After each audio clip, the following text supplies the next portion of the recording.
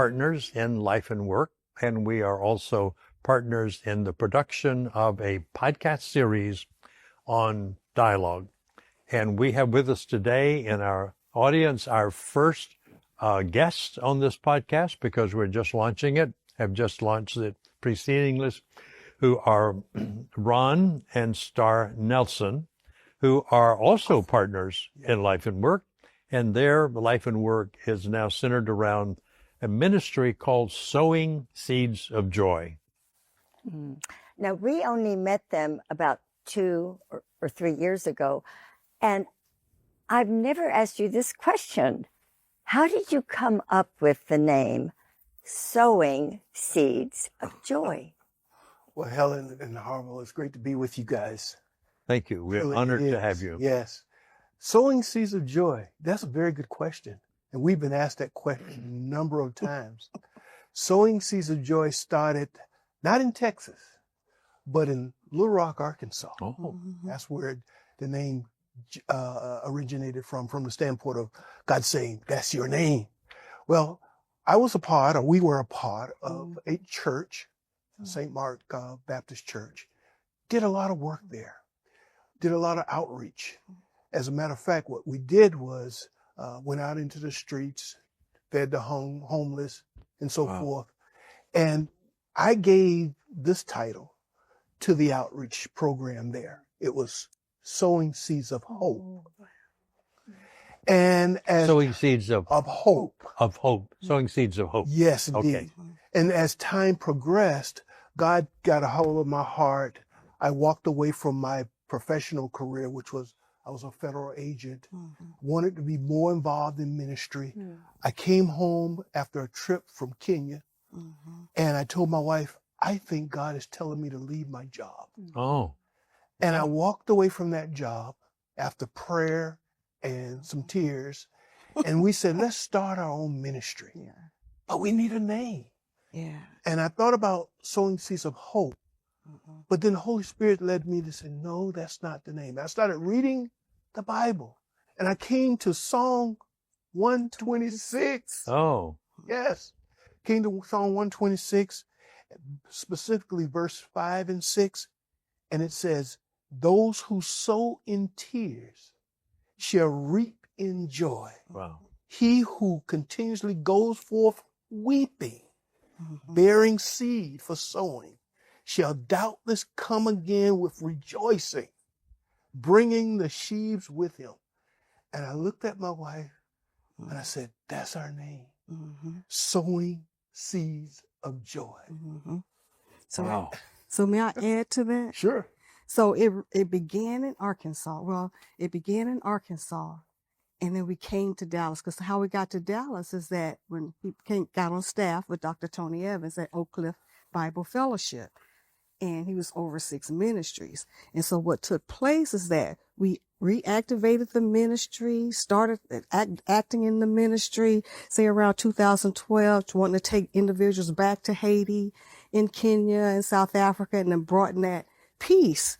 And I said, Ron, I says, do you realize, I said this to him several times, do you realize we're literally walking out this message, Psalm 126.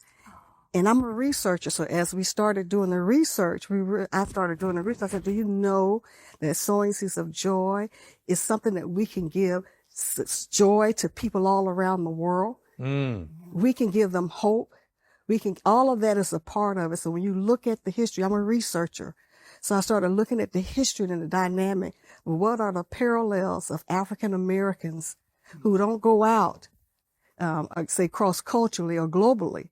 What can we offer? We can give seeds of hope, seeds of joy to individuals around the world, whether it's in Haiti, Brazil, the Philippines, Papua New Guinea, Nigeria, wherever it is that God opens those doors, we can give them, so we can sow seeds of joy into their lives. And so that was something that we parallel with our African Americans, with our cultural diverse group that we sow into. So that's how Sowing Seeds of Joy came up, and that's what we've been doing with the ministry. Well, we've known you about 2 years, and I never knew this story.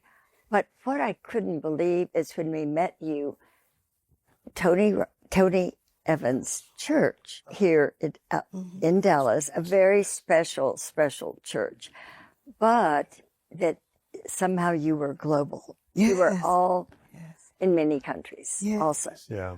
When I got here, Yeah. got planted in the church, worked in the church, God just was pushing me out the door, if you will. I enjoyed He my said he was stay. going to retire. I said And God said, I was "That's going not to your retire at purpose." that church. But as it will, things took a different turn.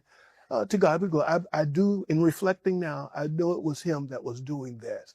And he said, you need to do what I initially put in your heart back in Arkansas.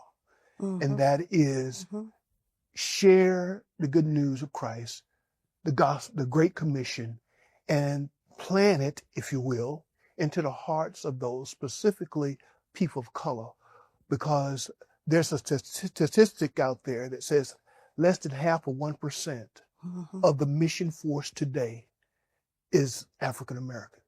Okay. And we wanted to make a difference in that. And so we started training, equipping, and taking and exposing people of color, primarily African Americans, to the Great Commission and planting seeds of joy in various other parts of the world. And may I add a little bit even more to that is the fact that we knew what it did with us. Yeah. When we took our first missions trip to Haiti back in the 90s, and the individuals that we were to serve in Haiti had not engaged with folks from America that looked like us coming to Haiti. And that was back in the 90s. And I remember a young man we took our children. I remember a young man taking my husband's arm and my daughter's arm and rubbing them and says, you know what? Just because of who you are, our entertain is Jesus.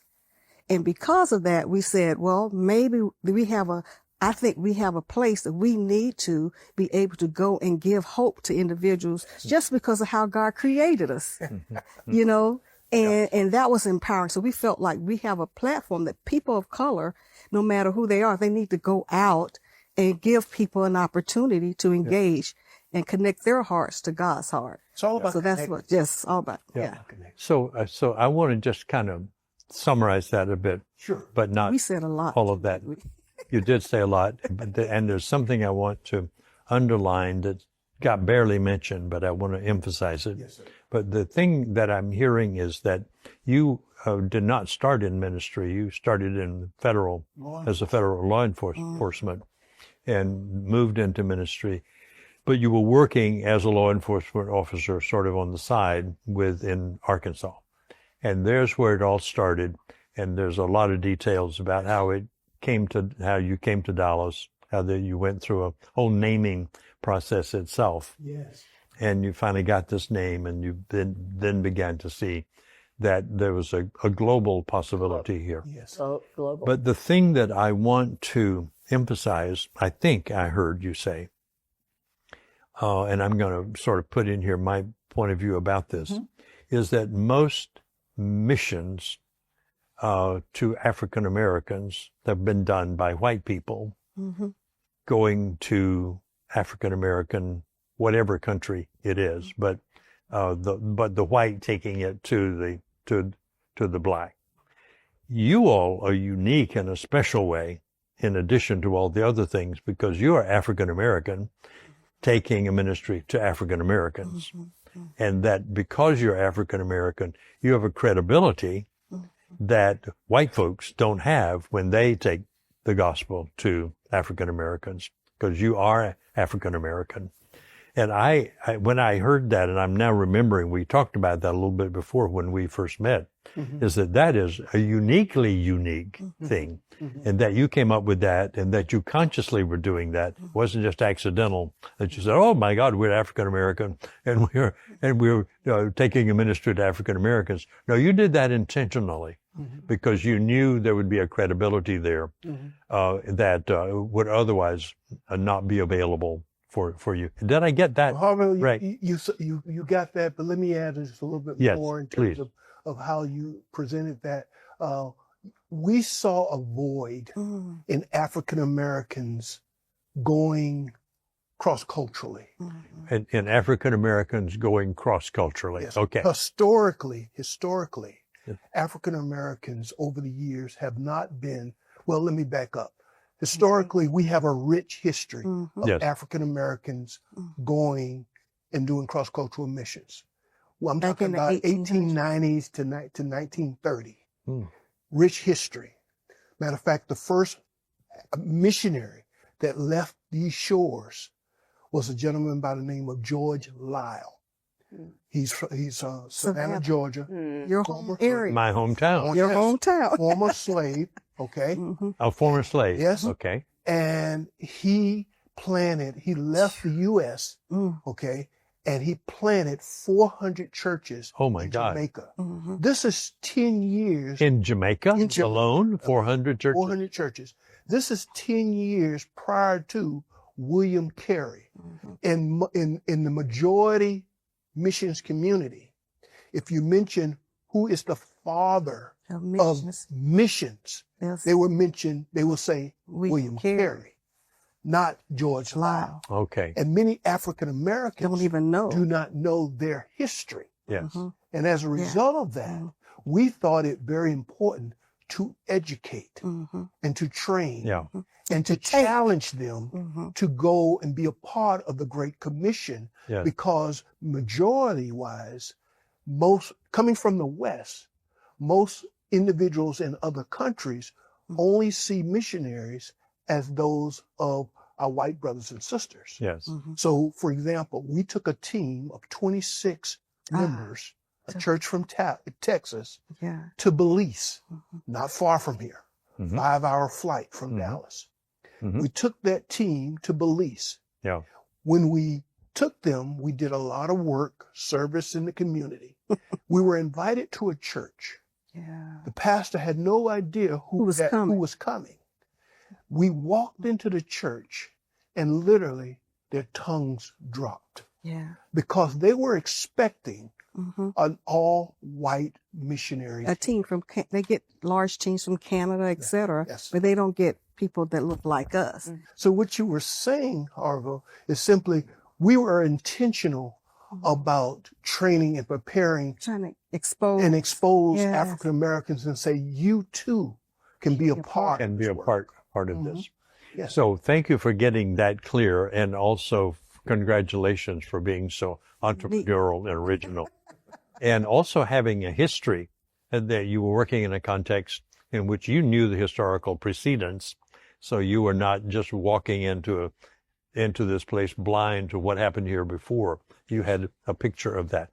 So we met you, if we can shift now back to your ministry, and congratulations. I'm just sitting here amazed at what I also got tired all of a sudden. And all the work that you've We done. get tired too, Harville. Believe me. We I were can- weeping, remember? I can imagine that you are tired and probably don't even remember which country you left because of that. But we met you, I think, about 9 months ago. About 9 months. Yes. And we met you because we are trying to launch into, Someone told us we should talk with them and see if they would use their dialogue skills as Yeah. part of our desire to distribute it. Actually, there was a member of our team on our board, a young lady by the name of Lori, Laurie. Lori. who took your training. Yeah. Yeah. And That's she right. came to us and she was so excited Yeah. about this methodology, this way of dialoguing. And she shared it with us. And the more she shared it, I said, the more we wanted to learn and we wanted to be trained too. Yeah. Yeah. I remember Lori very, very Yeah. well, Yeah. and I didn't know that story. Yes. But So Laurie is the on-ramp of the introduction of you all, of us, Yes. and of you all She had to the dialogue process. Yes, sir. So, as you heard on the on-ramp, this podcast is about how dialogue is being used by people other than Helen and me around the world, and in cases. So, and this is a podcast to sort of let everybody else know what's going on with this. And you all are a special case with a special ministry that's now inserted dialogue into your ministry. Yeah. Yeah. So could you say something about what it was like to encounter it? You already said something about Laurie was so excited you wanted to do it, so you came and got the training. Like Let me how you say encountered this. that and how you using it in your ministry. Just sort of fill us in on. So how are we using it in our ministry? Thank you for that question, Harville. When Lori told us about it, she knows our heart for people, and we're always a lot of individuals that we meet, no matter where they are. We understand that they have trauma. All of us have trauma, and so that's one of the areas that we had added for our. We believe in discipling and developing individuals. So a part of our training of our teams and all, we knew that if they were hurting here, if hurting people hurt people. Yes. And so if we're going into all of these different countries and we are hurt, we can literally hurt unknowingly. And Yeah. so therefore training was a huge piece of that. So we were doing trauma healing. And so if we were in Mississippi, we were going to do trauma healing, except no matter where we were going, we were going to insert that piece. So when Lori introduced us to Safe Conversation, I said, wait a minute. I fell in love with the part that said the safe space. Mm-hmm. Yeah. That was my favorite. The energy between was my sweet spot. And believe it or not, there are times I would say stuff that was not correct. But what I loved about you all, when you talked about dialoguing and not monologuing and being able to connect with people and giving people a safe space so they can feel comfortable with sharing their trauma. Mm-hmm. If I don't feel comfortable with sharing, I'm just going to clam up. And so therefore Safe Conversation was just another way for just to grow. And we just felt like so much healing could happen in those spaces. So for me, for families that needed to be healed, the ministry piece of it, the teams, all of that, it was just interwoven, I believe, into our ministry. And we're saying we got to have this as a piece that we must add. So something you all already had as a kind of policy or awareness was safety. Yes. That communities had to be safe in order to thrive and so forth. So what attracted you, one of the pieces that attracted you was the space between concept, and that the space between being safe. And you saw that immediately was relevant to what you were already doing. Am I getting that? Well, before I learned about the safe space, we had to go through your training. Had to go through the training. And when I went through the training and I learned about dialoguing, that's when I learned about the safe, the place in between. Yeah. And so now it just propelled us into how do we grow with that. So therefore, training our leaders and training our board members and all of that, that's crucial because we needed to see how we can just improve in that connection. Okay, so you move from your own training into training your leaders and the board members so that your whole leadership in your community is now oriented to dialogue and Helen. Just when you mentioned 4 minutes ago, Safe Conversations, for the viewer to know, that's what we first called our dialogue training program, Safe Conversation Dialogue. Mm-hmm. Yeah. So we taught people the dialogue process to have safe conversations. I have to mention this because when I got more involved, or we got more involved, especially hearing both of you by way of Zoom and webinars and so forth, you've said several things, Harville, that just really, really caught my attention. One, you said one of the most dangerous things that we do is talk. That really, that really got my attention because that's true, and as a result, it started with us, how we talk. My wife always used to say this, and it came to mind when we were taking the training. It's not what you say, it's how you say it. And then you say, and this is good because she said, there's a time and a place for everything.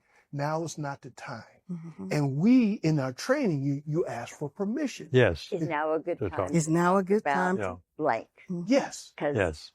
Mm-hmm. So make an appointment. So the other person will give you their undivided attention. Mm-hmm. And a person could say, well, you know what?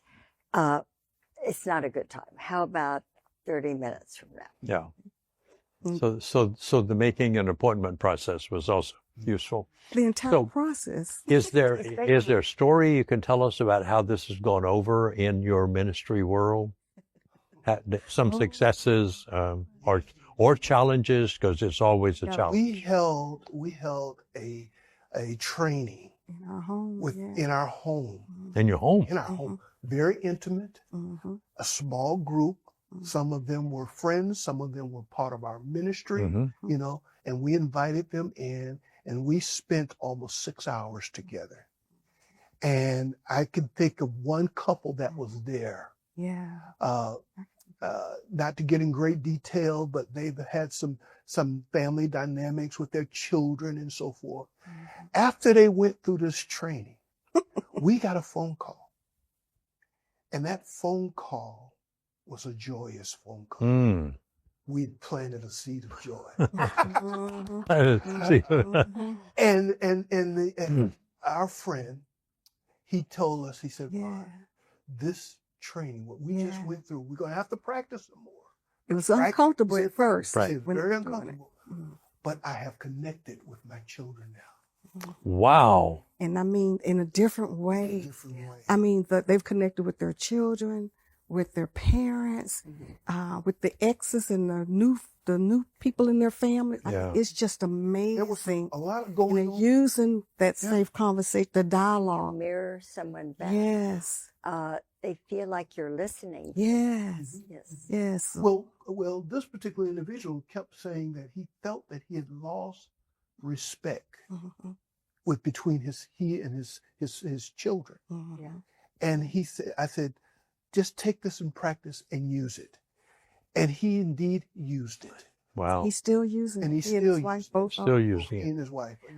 Yeah. And that's just one dynamic. That's just one story. And that's just And we one have story. several stories. Internationally, we have where we're so excited about our team in South Africa, and that's where Lori is now. We have a team right now in South Africa, and our Sowing Seeds of Joy South Africa, because that's what it is. It's an NGO in South Africa, and that team in and of itself, their heart is they're counselors.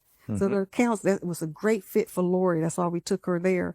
But they're counselors and they do trauma healing. So now they've been trained in the safe conversations. They participated. Lori has been training them, and you can see them reaching others. And this team is important because of the fact that they go to Liberia, Spain, they go all over South Africa. They have a lot of connections with mercy ships and other organizations all over. And then their daughter goes to Lori's going to Zanzibar. They connected her with Zanzibar. So we could see them using the safe conversation piece.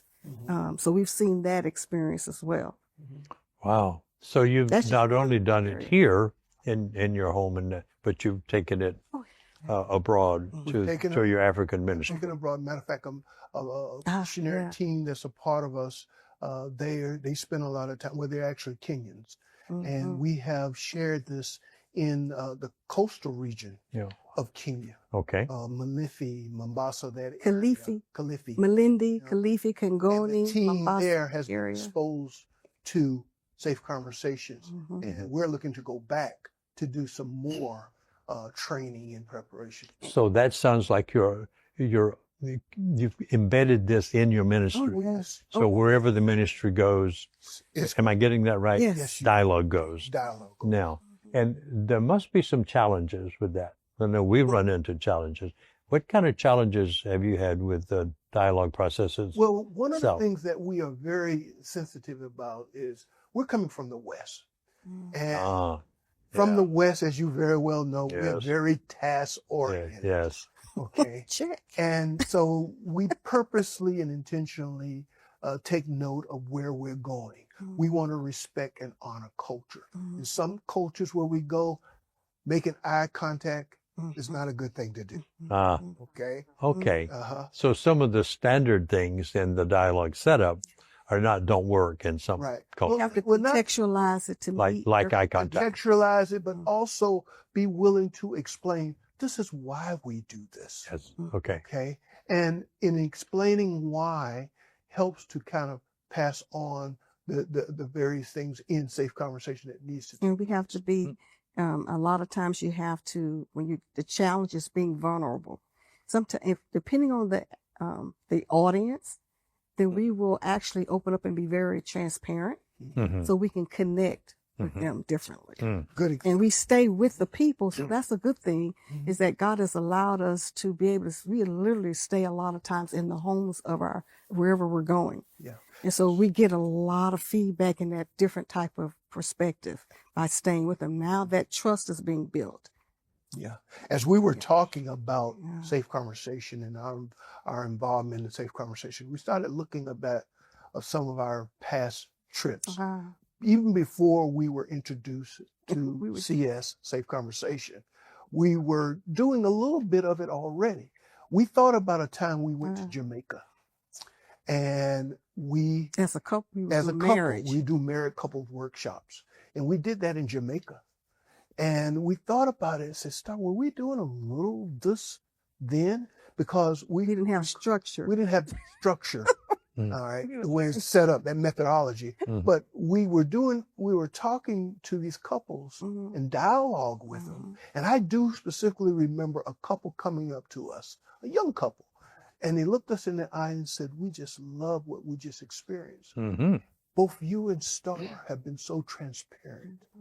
You have created, I hear them speaking to us right now. You created a safe space for us. And that's what safe does. That's why it's, and I'm going to tell you about something. I just had a women's retreat with some of our leaders, because that's a heart, I truly love the women. So what I'm hearing, you said you took there were women a part of your work, and you took some on a retreat. Yes, some of us. So yes, Helen, thank you. And so we went on a little staycation, if you would. Staycation. I've never heard the word before. Staycation retreat. Yeah, staycation. So we've been planning this for years. We can never get it going. I started to call it soul care retreat, something of that. But we took several ladies, and some of these ladies I had already started mirroring and training in the safe conversation, the dialogue. So we were trying to get some things accomplished. So what we did was we literally did a lot of soul care and a lot of a space that everyone could share without feeling condemned or criticized. And so it was so special that people were regenerated and rejuvenated and restored. I don't know if that's the word, rejuvenate. Rejuvenated. Yeah. Thank you. That's the word I'm looking for. Still brain fog a little bit, but nevertheless, it was very empowering, and that just happened. So we when we said it's embedded, we mean it. We literally want everybody to be a part of it because we know how necessary it is. Yeah. I think it's a healing piece that we need, but we don't even know we need it. So you feel like it's a healing piece, but people don't know they need it. But then once they experience it, they feel so much better. So much better. Yes, you got it. I like the way she mirrored me. Very important. Harville, one reason we love going global, cross-culturally, is because, we found when we started traveling, there are a couple things that are coming very consistent. One of them is a cell phone. Okay, you can find a cell phone everywhere. Yeah. But when we take our teams, we tell them, don't use your phone. Disassociate yourself from the phone. Yeah, for a while. Really dive into the connectedness, the relationship, that sort of thing. But so the phone becomes a distraction. Yes. When you put that phone down, and I'm all for phones now, but when you put it down and start focusing on people, human beings, it's a good thing. Can I tell another story? I'm going to tell a story. We got so many stories because we've been doing this for a minute. Well, I'd love to hear that. You've been doing it how long? Oh, wow. We've been engaged in mission since the 90s, but we didn't start literally doing Sowing Seeds of Joy until the 2000s. Right. And so you have all of that. When we started in the 90s, we were helping churches and organizations to establish mission agencies. Not agencies, but mission departments or ministries, etc. But the story I wanted to share with you, we were in Belize again, and our host, of course, remember, we're task oriented, right? And our people kept saying, well, Well, it was this one guy, Well, Santi. Yeah, There's a team from Canada, yeah. if I'm getting it right. Right. I'm I'm gonna let you sorry. tell it. And our host, his name is Santi. Crazy. Just his name is Santi. And Santi is very relational. He is so He's very relational. people oriented. Yeah. And he would take a team. We've been down there several times. Yeah. And he would take you throughout the community and All be everywhere. talking to Yeah. people. He'd be talking to you. We stop along the road. And You know, he very would have, relational. he would have this team, whether they're Canadian or American, and he would say that the team would say, "We have so much to do," task oriented. I wrote down. Yeah, task that's all right. oriented. And Santi looked at this one gentleman who was with the Yeah. team. He shared the story with us. He said, "Santi, we can get a whole lot done if we just stop talking to people. We can do get a lot of tasks done." And Santi looked at him and he said, "You don't understand, my friend. The people are the the task. task." Mm. It's, Wow. yes. And that's, and God, Relationship. yeah. Yeah. Yeah. And God Relationship. told us Community. It's your community people and are the relationship. task. That is, Yes. that is, And we don't apologize for it. no, because that's reality. We are social beings and we need to be in relationship. We need to be in community. And Helen, you had a curiosity that you wanted to bring to Ron and Star, you said earlier, about, Oh, just, I Personal. think I already asked. about their, What dialogue? Personal. Yes. your personal. Once you're teaching others dialogue, Yeah. like Harville and I, 2 times we had divorce papers, Yeah. even though we were teaching We really needed to do it. dialogue. But then we stretched and did a couple of things, and we had a recommitment ceremony. But I love hearing that. That was hearing your story, Helen, how you, like you just said, you had, that was very helpful and encouraging to us because we were there where we also were looking at possibly the, Ron never, I was, but we had a lot of challenges, especially about him being a police officer. And so hearing your story and how God has given you this platform to learn, and that you're not just keeping it to yourself, but you've actually shared it with others, and not just in the marriage piece, but also in other areas. Right. So that was very, very encouraging. But it's Yeah. so important to use it. Yes. And again, two times divorce papers, and then we would stretch and grow, and then we threw away the divorce papers. It had a recommitment ceremony. Yeah. Yes. Well, we've been married now for going on 44 years. To God be the Wow. glory. But it's always good to learn more and to get better. And we started this journey, meeting you all at least 9 months ago, then getting trained ourselves. And we see how important safe conversation or dialoguing it has become to our lives. Now, it takes practice. I mean, that's emphasized in the training. Practice. I have 2 grandchildren. I said, practice makes, and they go, perfect. No, practice makes improvement. The more you I've do never it, heard that phrase. I have not. Practice Practice makes improvement. the more you do, the better you'll get, and Yeah. you'll Never get never perfect. get best. Matter of fact, the largest room in the whole wide world is the room of self-improvement. Yeah. So practice it. So We keep practice. We haven't practiced I enough. like that. That's so we've been intentional about using safe dialogue. I must admit, we have to keep doing it because it's not something that's normal, as you very well know. Yeah. yes. It's not a normal thing. No, it didn't come Yeah. naturally. You have to choose it. But Mhm. then when you choose to use the sentences of dialogue, it takes you to a healthier part of your brain, Yes. and you listen. And that is the healthiest part of the brain, the left brain hemisphere, right brain hemisphere. The dorsolateral prefrontal cortex is between the two, and it releases dopamine, acetylcholine, norepinephrine, serotonin when a person listens to the other, and they're healthier. Not only that, Helen, and thank you, because what you're saying is listening is very Here. important. Can I get that? Yes, Paul Tillich said listening is the first act of love. Yes, yes. Ooh, I like it. Another thing in terms of the process that really got me involved is that of affirmation. Affirmation. Affirmation. My Appreciation. father did not grow up with me in my life, and even to this day, he's gone on to be with God. But he had never. I can't recall one time my dad ever put his arms around me and said, Oh. "Love me." That's why we hug everybody. And so through this process of learning how to give affirmation, because I am one of those, admittedly, who I need affirmation. I need to be affirmed. Mhm.